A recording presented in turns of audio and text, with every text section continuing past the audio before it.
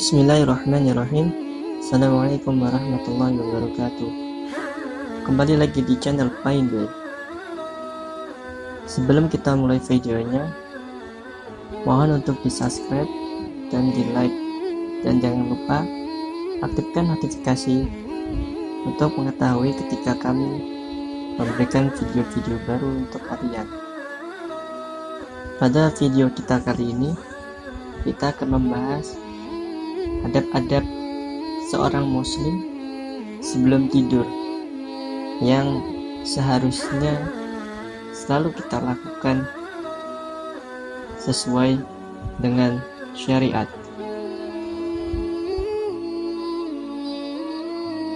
Yang pertama, bagi setiap muslim hendaknya ketika akan mendatangi tempat tidurnya, dia dalam keadaan telah berwudu. Hal ini berdasarkan hadis Al-Bara' bin Azib. Nabi SAW bersabda, "Jika kamu mendatangi tempat tidurmu, maka wudulah seperti wudu untuk sholat, lalu berbalinglah pada sisi kanan badanmu." Riwayat Bukhari Muslim.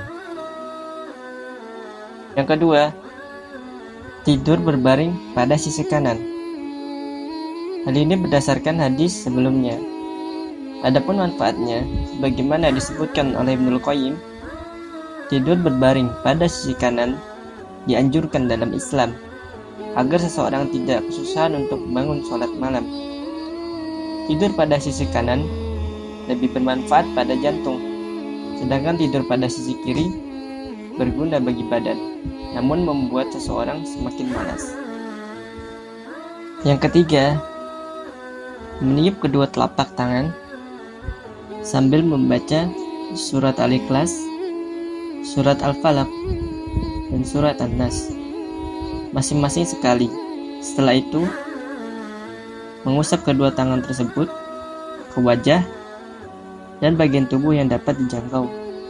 Hal ini dilakukan sebanyak 3 kali.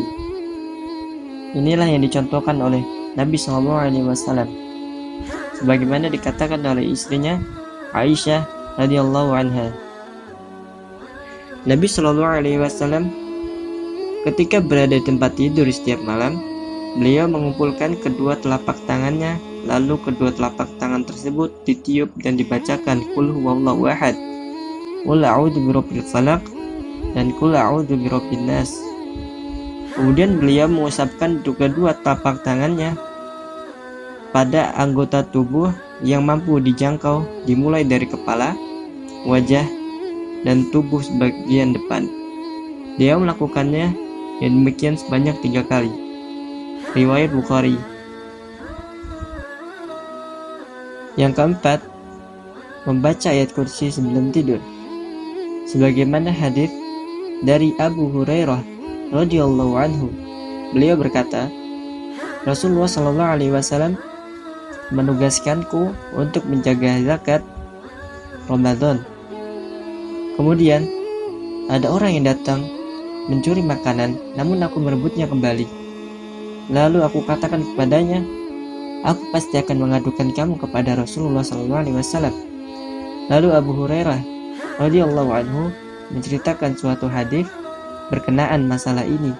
Selanjutnya, orang yang datang kepadanya tadi berkata, jika kamu hendak berbaring di atas tempat tidurmu, bacalah ayat kursi, karena dengannya kamu selalu dijaga oleh Allah Subhanahu wa Ta'ala, dan setan tidak dapat mendekatimu sampai pagi. Maka Nabi SAW bersabda, benar apa yang dikatakannya, padahal dia itu pendusta, yaitu syaitan. Riwayat Bukhari. Yang kelima, membaca doa sebelum tidur, yang salah satu diantaranya Bismika Allahumma amutu wa ahya, sebagaimana dalam hadis yang diriwayatkan dari Hudzaifah radhiyallahu anhu. Ia berkata, apabila Nabi SAW hendak tidur, beliau mengucapkan Bismika Allahumma amutu wa ahya, yang artinya Dengan namamu ya Allah, aku mati dan aku hidup.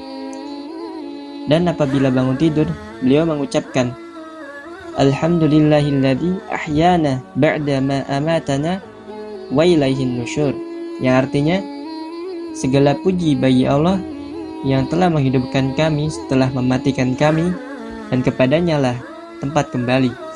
Hadis riwayat Bukhari. Yang keenam, sebisa mungkin membiasakan tidur di awal malam dan tidak sering begadang jika tidak ada kepentingan yang bermanfaat. Sebagaimana diriwayatkan dari Abu Barzah, beliau berkata, Rasulullah SAW membenci tidur sebelum salat Isya dan mengobrol-ngobrol setelahnya.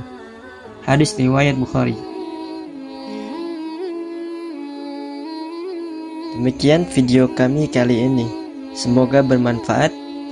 Jika ada benarnya itu dari Allah, dan jika ada salahnya itu dari saya dan syaitan. Segala puji bagi Allah Subhanahu wa Ta'ala, serta salawat dan salam kepada Rasulullah SAW, pada para keluarganya, sahabatnya, dan umatnya hingga akhir zaman.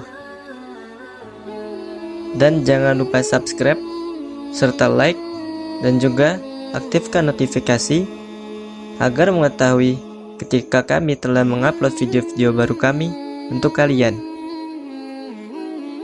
Terima kasih telah menonton video kami, dan nantikan video kami selanjutnya. Akhir kata, wassalamualaikum warahmatullahi wabarakatuh.